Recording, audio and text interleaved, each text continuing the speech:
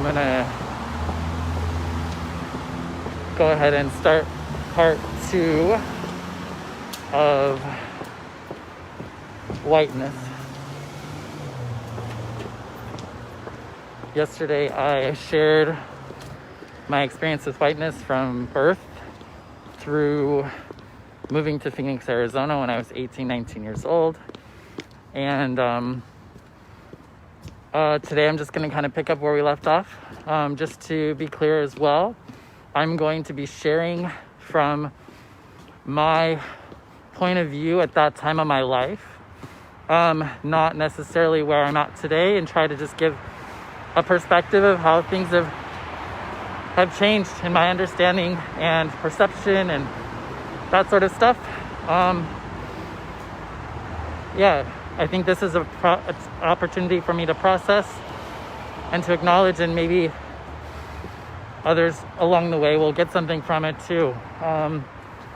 So I'm in Arizona, 18, 19 years old, and let's see, I don't think that race necessarily, again, it wasn't like in the forefront of my mind, and I think that's part of the issue, right? And I ended up getting, I hadn't got HIV yet, and I wasn't gay yet, at least I wasn't out about it. Trying to see how that relates to race. So I guess the next biggest thing for me was just kind of thinking about, as I came out and being gay and all that, and kind of thinking about sexual partners, I tended to gravitate toward, I think white people, masculine white people in particular. I think that reminded me of home, some weird way. Wait, I'm talking from my point and understanding now, not from then. I was just really unaware, and I was really oblivious to it. This is a lot harder than I thought. As far as dating goes, I remember there was one situation where I had met a man who was black at a bar, and went back to his place, hooked up, had a great time, all that fun stuff. Actually ended up staying the night, and I remember waking up that morning, and then him putting a do-rag on his head, and then all of a sudden, I started thinking differently about this situation, this circumstance, and I was like, what is that all about? But I remember having that thought that morning. Trying to think, I'm living in Arizona, it was mostly white, wasn't really around a lot of folks of color. I was really self-absorbed with dealing with my HIV diagnosis, and dealing with being, at that time, understanding myself as a gay man, and trying to be all okay with that. Eventually I ended up back in Idaho, again, just kind of back to another space of mostly white folks. Eventually I did start an HIV/AIDS organization, and I would say that was another place when I started working in HIV that I saw race start to play a different role, and I was very aware of it, but also felt a little powerless. I'm trying to think chronologically. So I started a nonprofit in Idaho when I was 24, and at the same time that started, I also I think I'm wearing my mask too tight, but so also at that time I got an opportunity to travel cross country. I lived in an RV, and I was with 6 other people, I think, about 6 or so other people, and we lived in an RV as we traveled across country for 6 weeks from Washington, D.C. to San Francisco. I'm trying to think if that was, as we were crossing country, I'm trying to recall learning racial things. The things that I do recall from when I did go on tour, whether it was the first year or the second year, was choosing not to be a speaker. We were traveling to all these colleges, and there was about 10 or so at that time in the second tour, and people were coming in and out. And I recall that there was an all-black college that we went to, and I remember deciding to sit out because, like, what do I have to offer, of course, right? And there were plenty of other black speakers that could speak at that conference.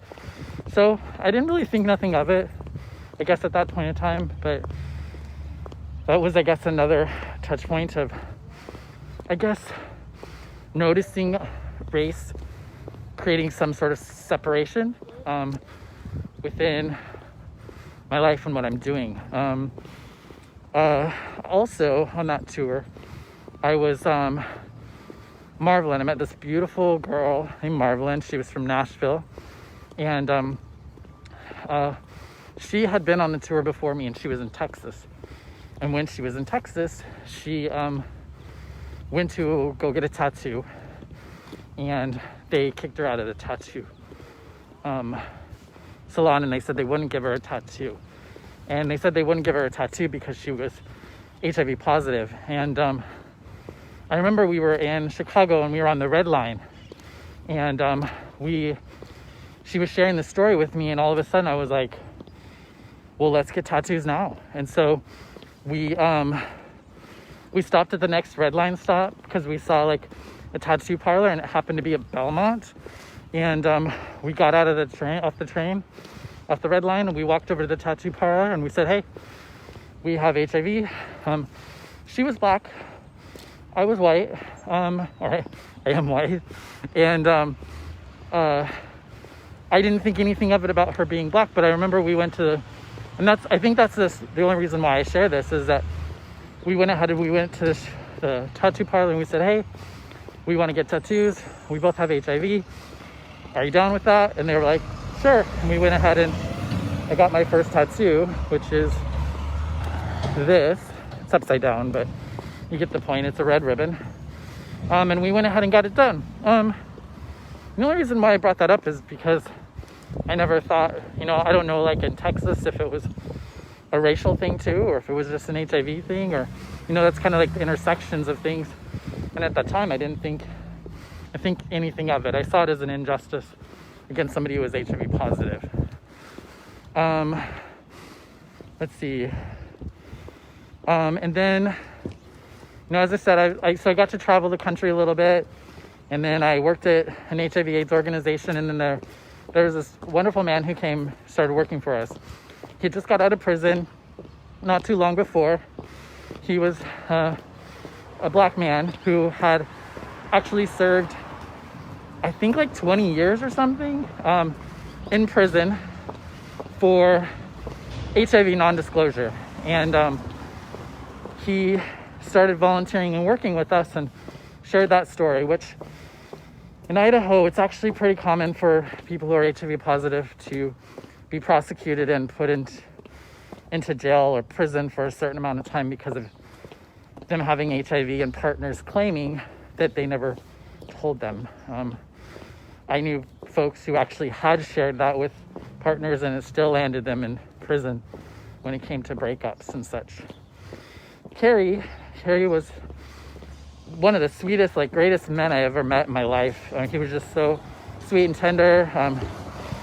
He volunteered with us, and then I remember he was dating this white lady for a while, and they seemed like really close and tight, and Carrie was really open about all of this. I mean, he was, a black man being prosecuted for HIV, and the white woman was the victim, and like 20 years prior, which would have been about 30 years ago, was, it was in the papers and everybody talked about it. So all of his stuff was kind of just out there already. And long story short, eventually, that woman were to turn him in and say that he never disclosed his status.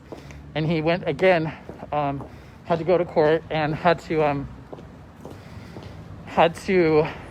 basically, he was potentially going to be prosecuted for living with HIV and non-disclosure of his status to a white woman. And it was very clear to me that in this dynamic that I realized a black man, a straight black man, in line with, who the victim is, a white woman, that it felt like he was probably going to be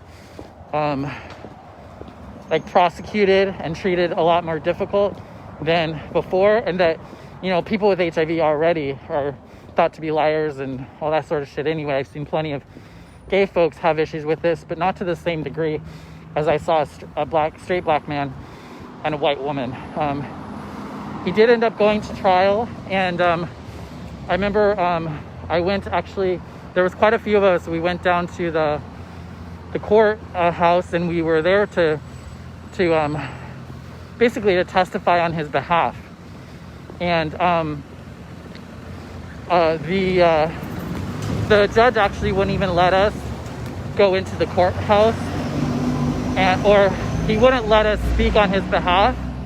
And actually the judge actually even lectured us and shamed us for supporting this man. And I do feel in my heart that he got treated poorly and got sentenced crazily because he was a black man, and his victim was a white woman in Idaho. And he's now serving another 20 plus years in prison.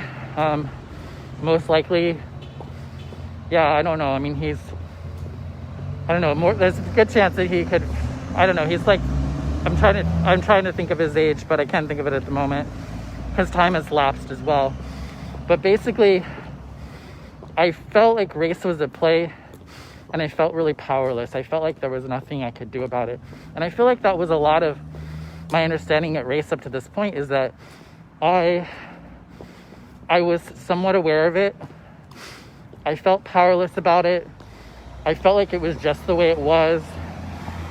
And I think until this point, until I had a really near and dear friend and seeing how it impacted a real person, I think that's when I started to really get a little bit more deeper understanding than this isn't right, but this is really kind of this is really fucked up. And I guess that happened, and I would say not much changed. I moved to, trying to think if I had any other things in Idaho that come to mind. I ran that organization for about 9 years and then decided that it was time for me to leave Idaho. And then I ended up moving to Chicago, Illinois. And once I moved to Chicago, I remember realizing that all of a sudden I was white. Which is one of the reasons why I went to Chicago, is because I wanted to be around people who were different than me. I wanted to be exposed because I just felt like there was more I could learn. And I don't know. So I moved to Chicago, and then I learned what whiteness was. And the interesting thing for me is realizing that people were seeing me as people of color. Some people of color were seeing me as a white person. Because they saw me as a white person, they made these assumptions about me, or there was these things that would automatically be assumed of me just because I was in the room. And of course, these assumptions were all actually great assumptions. People would assume that I had money or wealth, or that I was super educated, or that I just had access to all these sorts of things. As somebody who grew up poor and in a trailer and all those sorts of situations, which I felt I was lacking in all those ways, I didn't understand. But those were all good things. I mean, those things allowed me to still probably get jobs and to be in spaces more safely, and for me to be able to make friends socially, and just so many other things. I remember at first feeling almost but I'm not white like that, or I'm not, like I wanted to justify it somehow, but that's not my experience. And I think that's when I started to try to I tried to just try to same my stuff, in the sense of like, okay, your struggle is black, my struggle is being, a faggot with AIDS, and those are kind of similar, and not realizing that there were a difference, I guess.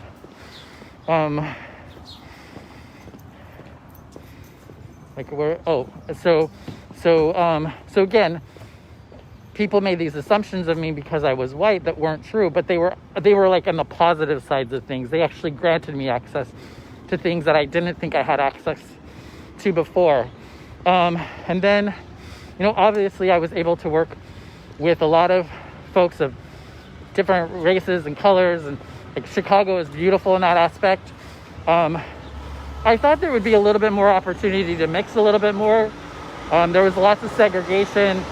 There was lots of it kind of felt like intentional segregation. And I realized now that it was probably a lot about his safety, that people were kind of in their own neighborhoods with their own people, and having outsiders come in, was not something a lot of folks were really behind. So that was an interesting thing for me to realize, is that, I wanted to just show up in spaces that weren't made for me, thinking that I just want to get to know people that are different from me, and so I'm going to go to this thing or that thing, and not realizing that people might not want me there, and that my being there might actually change the atmosphere or the dynamic in some way.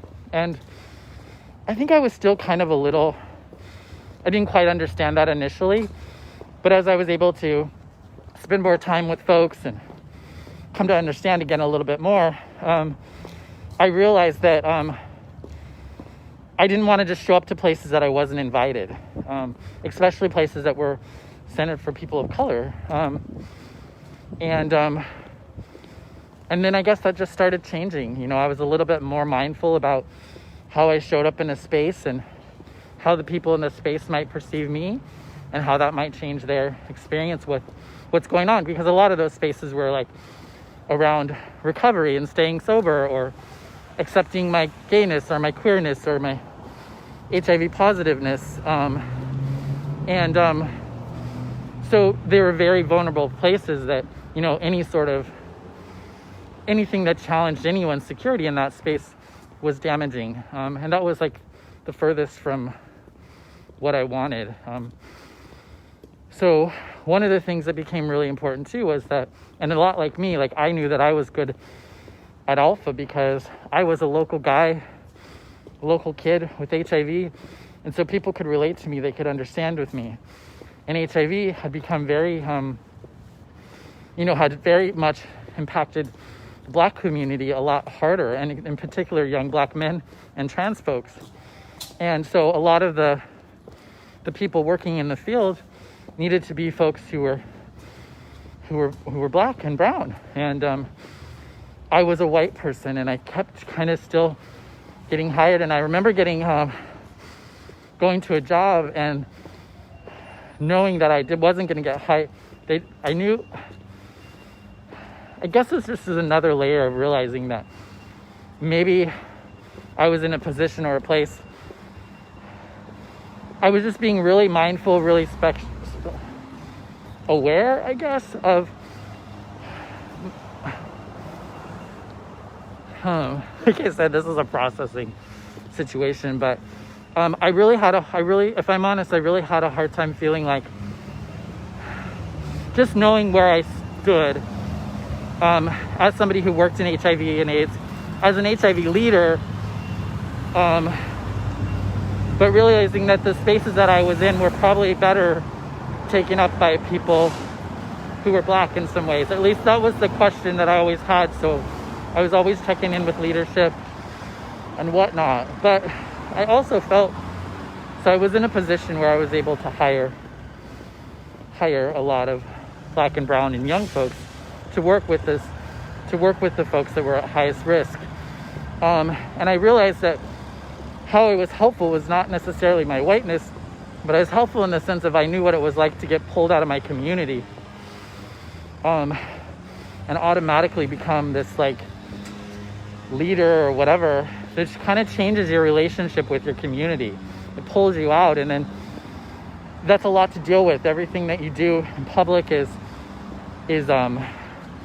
watched and judged, and people start telling you shit that's really none of their business, but it sometimes feels contrary to the work that you're doing, and that can be a really difficult thing to do. A lot of times too, people, they have jobs they've never had before. They have benefits and insurances and things that they've never had before. And so I saw that a lot of my role was kind of helping people navigate that space of being pulled from community in order to be helpful in community because they were the best for it. And eventually realizing that, that wasn't a space that I needed to be in any longer.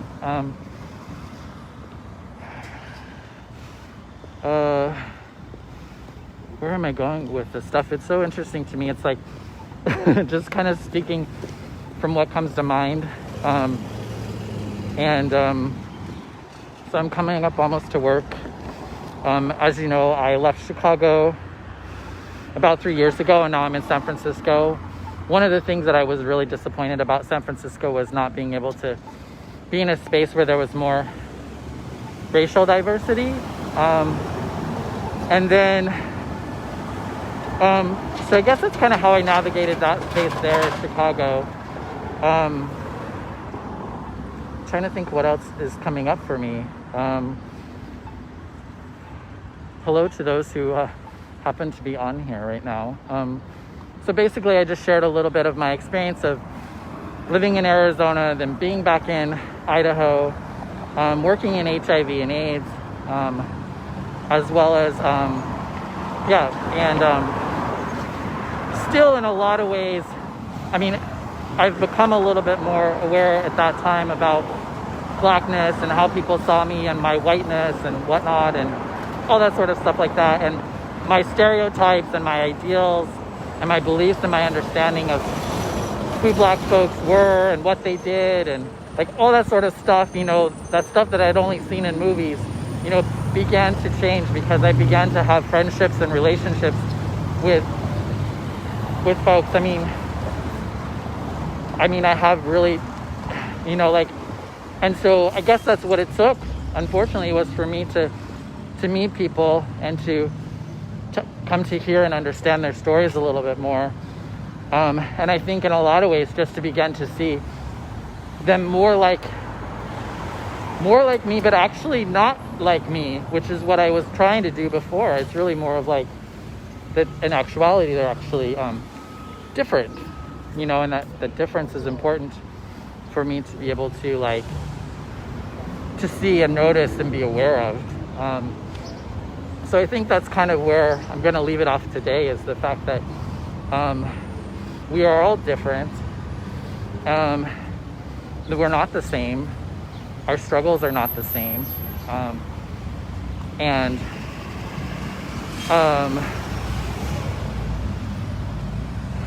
So I think that's where I'll leave it with today, because I am almost at work. Hi, Jamie or Andrea, Siobhan, Kimberly, if you're still there. I'm not sure who's actually on right now. But tomorrow I will talk about my experience in San Francisco, actually, where I ended up having even more opportunity to deal with racism and racist situations and employment and kind of like feeling powerlessness over that. Also trying to, I guess, figure out some way to change it. And just starting to learn a little bit more and understand a little bit more. I hope, this is quite a process for me just to kind of get this stuff out. So I appreciate those who, who come along with me on this walk as I talk. And listen, I encourage folks. I have had people reach out to me. Feel free to reach out to me if you want to talk about something in particular, if you want to challenge me on something, like whatever. Just know that I'm not trying to come from a space of judgment or righteousness or highness. I'm just really trying to share my journey my journey, and like and beginning to see things that I hadn't seen before. So have a great day, and I will walk and talk again tomorrow. I'm not going to work, but I might still go for a walk and talk. So I'll see you tomorrow around this time. Love you. Take care. Bye.